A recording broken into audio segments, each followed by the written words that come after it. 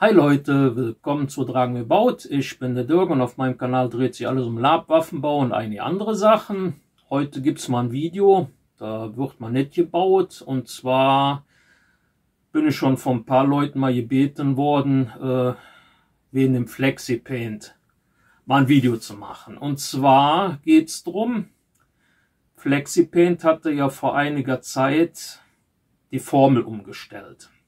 Das hat dann aber eigentlich erstmal kaum wer mitbekommen. Flexi-Paint kennt ihr ja, ist ja eigentlich für den Cosplay-Bereich, dafür natürlich auch total super. Und zu der Zeit gab es auch noch eine alte Formel. Die war auch total geil für Waffen. Und irgendwann, vor, ich weiß gar nicht wie lange es her ist, Jahr, anderthalb ungefähr, keine Ahnung, können auch 2 sein, aber so ungefähr zwischen 1 und 2 Jahre ist das jetzt her, ist dann irgendwie die Formel umgestellt worden. Warum auch immer.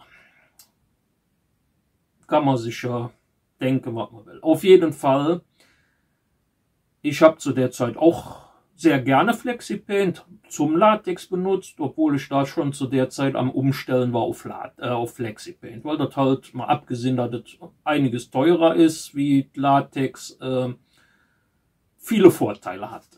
War auch sehr zufrieden mit.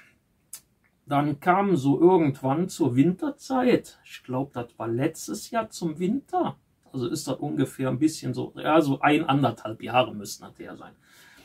Da hatte ich dann so die ersten 1, 2 Waffen, ihr wisst ja, ich baue ja auch für andere, und habe dann so 1, 2 Waffen wieder gekriegt, mit der Bitte, die zu reparieren, die sind kaputt gegangen. Ja, da hat sich dann rausgestellt, so nach und nach, da kam dann auch von Freunden, die hatten dann auch mit Flexi-Paint, die hatten dann ähnliche Probleme, dass der Schaumstoff mit dem Flexi-Paint gerissen ist. Das sah wirklich aus, als wenn wirklich. Das hat, also ich habe einen Hammer gebaut gehabt, das hat den Matratzenschaumstoff wirklich an der Schlagfläche zerrissen. Das sah wirklich aus, ich dachte erst, naja komm, der hat wahrscheinlich ein bisschen zu fest zugeschlagen und so was. Kann ja mal passieren. Dann ging er wieder kaputt, weil ich ja wieder mit der neuen Formel, wo ich ja noch nicht wusste, wieder gepinselt hatte. Und dann hat sich dann bei Labbastler auf Facebook und auch bei einigen Freunden dann irgendwie rausgestellt, da irgendwie mit niedrigen Temperaturen, ich sag jetzt mal so unter 10 Grad plus, da fing das schon an, dass die Farbe immer härter und brüchiger wurde. Und sobald halt irgendwie mitgekämpft oder Belastungen sind die Waffen kaputt gegangen. Ja, dann habe ich dann den Händler meines Vertrauens, wo ich mein Flexi-Paint kaufe, gefragt immer, ja, er kannte das auch schon, dass es da ein Problem mit gibt. Ja, dann hin und her.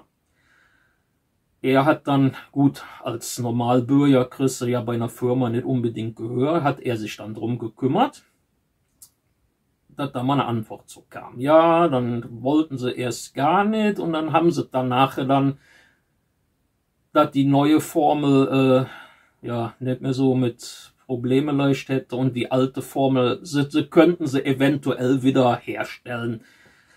Ja,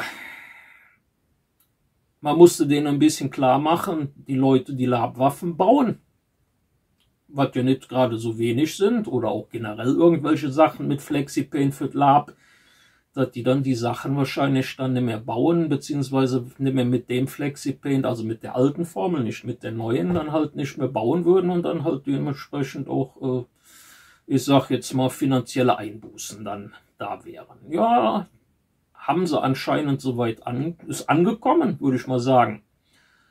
Denke ich mal. Und so 1, 2 Monate später kam dann, dass sie wieder schwarz und transparent in der alten Formel produzieren.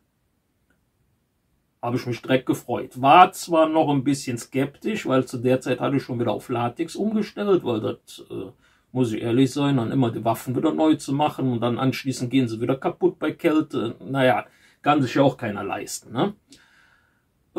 Ja, dann habe ich mir noch so 2, 3 Monate mein Latex aufgebraucht und habe mir wieder die alte Formel gekauft. Der einzigste Händler, den ich hier in Deutschland kenne, der die alte Formel wieder hat, ist der Market-Tender. Und ich muss sagen, die alte Formel hat wieder keine Probleme. Ich habe jetzt zum Beispiel hier, das ist eine Waffe, die hat die neue Formel. Knüppelshart, obwohl hier im Keller Plusgrade sind. Und dann hat man hier, das sind zum Beispiel, das ist wieder die alte Formel. Das ist wieder hier, das kannst du schön drücken, ne? Ist auch weich, ne? Also ungefähr dieselbe Konsistenz wie das Latex. Aber die Dinger hier, die sind Wahnsinn.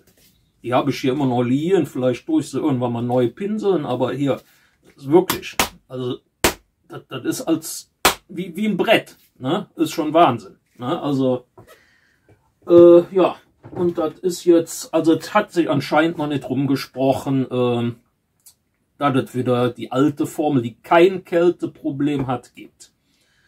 Das soll jetzt auch keine Werbung für Market-Tender oder sowas sein. Das ist nur, weil manche immer noch meinen, Flexipaint wäre scheiße. Nee, ist es nicht. Das Problem ist, Leute, ihr kauft vielleicht die falsche Formel. Die neue Formel, ich kann jetzt wirklich nur für Market-Tender, und wie gesagt, das ist jetzt keine Werbung, das ist nur, weil ich weiß, dass er der Einzige ist, der die neue und die alte Formel anbietet. Unterscheiden könnt ihr da zum Beispiel die neue Formel, die Kälteproblem hat, ist in runden Flaschen. Und die hier, das in den eckigen, das ist die alte Formel, die hat kein Problem.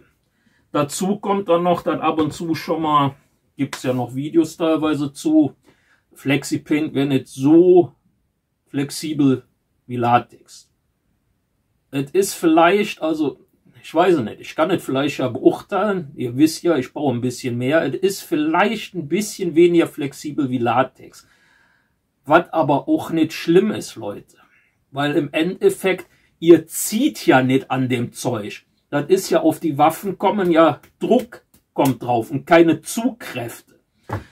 Gibt's, naja, ich sag jetzt mal nichts zu. Will ich mich jetzt auch nicht so auslassen, aber und wenn es kaputt gehen sollte, gut, kann durch auch langsam, ich muss mich ein bisschen abreden, sonst rede ich mich in Raschen. Es gibt ja auch Rüstungen mit schlechten Klingenbrechern, die nicht gebürdelt sind, da gehen auch Latexwaffen kaputt. Kann bei Flexipaint auch passieren. Allerdings, Leute, wenn ihr die Waffen vernünftig pinselt, und ich spreche von einer vernünftigen Dicke wie beim Latex, ich zum Beispiel pinsel die genauso dick mit Flexipaint wie mit Latex, ist natürlich dann auf den Liter Flexipaint deutlich teurer, als wenn ihr Latex benutzt in Schwarz mit der Abtönfarbe. Ne? Da müsst ihr natürlich dann auch euch im Klaren sein. Allerdings finde ich, das Flexipaint hat sehr viele Vorteile. Mal abgesehen, dass er das Schwarz schon vorgemischt kriegt. Weil er beim Latex braucht er ja noch den Liter Latex. Da müsst ihr noch die schwarze Abtönfarbe oder die anderen Abtönfarben oder Acrylfarben. Ne? Acrylfarbe braucht er dann nur, ich sage jetzt beim Flexipaint, weil es ja nur das Transparent in der alten Formel gibt. Aber das ist ja kein Problem, da zu mischen. Das ist, ich muss auch sagen, sehr, wie soll ich sagen, also farbverträglich. Also das Flexipaint, das Transparent verträgt deutlich mehr Farben. Ich sage jetzt mal, wie das Latex, wo eventuell mit Krebs drauf reagiert. Ne? Muss man immer gucken.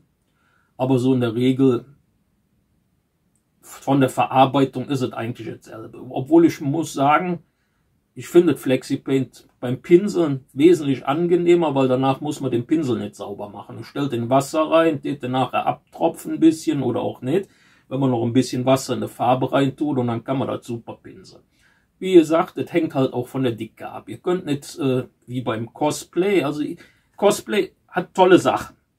Einige Sachen habe ich für meine Bauerei auch übernommen, so wie das Flexipaint, weil ich das total halt gut finde von der Verarbeitung. Es stinkt nicht wie das Latex, das Ammoniak hat. Gut, es gibt auch Latex ohne Ammoniak, aber dann entsprechend wahrscheinlich auch teurer. Der Klarlack, wer den alten Klarlack, entweder Armorflex oder Flex, sag schnell, Armorflex und ich komme jetzt nicht drauf. Auf jeden Fall, das Zeug stinkte wie Sau. Ich hatte extra eine Garage für, also da ist mal umgefallen nach. Isoflex. Isoflex, jetzt ist es mir eingefallen. Isoflex oder von Lab Armor wieder Armorflex. Stinkt beides wie Sau. Habt ihr beim Flexipaint zum Beispiel beim Klarlack nicht. Könnt ihr eine Wohnung machen. Es riecht ein ganz klein bisschen, aber ist absolut gesundheitsunbedenklich. Und die Farbe selber auch. Weil das ja alles auf Wasserbasis ist. Nur wie ihr sagt, also das halten sich ja hartnäckig die Gerüchte, dass Flexipaint für Labwaffen nicht benutzt werden mehr kann, weil es irgendwie kacke ist. Das stimmt nicht. Ihr müsst wirklich gucken, schreibt mal rein, vielleicht kennt ja noch einen anderen wie der Marketender, dafür habe ich ja auch den Kanal, dass man sich mal ein bisschen austauscht, dass es vielleicht auch noch einen anderen Händler hier in Deutschland gibt, über den man die alte Formel beziehen kann. Wie gesagt, ist der einzige, den ich kenne, hat dann auch bei sich drin stehen, entweder für Cosplay, das sind dann die runden Dosen, oder halt für Lab, wo man halt die Waffen mitpinseln kann, fürs Lab. Wie gesagt, gibt es leider nur in schwarz und transparent, aber kein Problem. Schwarz ist ja sowieso die Hauptfarbe, die am meisten braucht. Und das transparent, dann mischen ist ja auch keine Kunst. Also da kann man auch nicht viel falsch machen. Ja, und mit dem Klarlack sowieso nicht. Der ist ja sehr pflegeleicht. Ja, wie gesagt, schaut, wenn ihr doch noch Probleme habt, ob ihr auch wirklich die alte Formel oder halt die neue habt. Wenn ihr im Winter jetzt bei den Temperaturen draußen, dass die kaputt gehen, dass da Risse rein oder dass das anfängt zu bröseln oder die Waffen knüppelzart werden, dann habt ihr wahrscheinlich die neue Formel. Und die könnt ihr für Cosplay benutzen, aber leider nicht für Labwaffen. Das wollte ich jetzt nochmal klarstellen, dass die Leute wissen, die alte Formel kann man für Waffen nehmen. Allerdings nicht nur 2 Schichtchen mit dem Pinsel oder mit der Sprühpistole oder was drauf, so ne, ist für Cosplay toll, für Labwaffen nicht. Ihr müsst da schon eine vernünftige Dicke wie beim Latex auch drauf machen, dann hält das auch vernünftig. Ne? Das wollte ich halt noch mal loswerden. Ist jetzt, wie gesagt, weder Werbung für Marketender noch für Flexipaint. Das ist jetzt nur eine, weil ich halt mal drum gebeten wurde, weil ich ja viel baue, da mal ein Video zu machen, dass man das Flexipaint, die alte Formel auch wieder benutzen kann und auch wieder bekommt. Ja.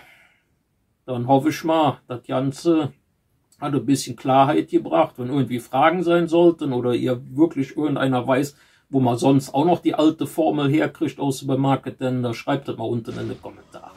Ne? Ansonsten sehen wir uns wieder bei einem meiner nächsten Videos. Wir sehen uns.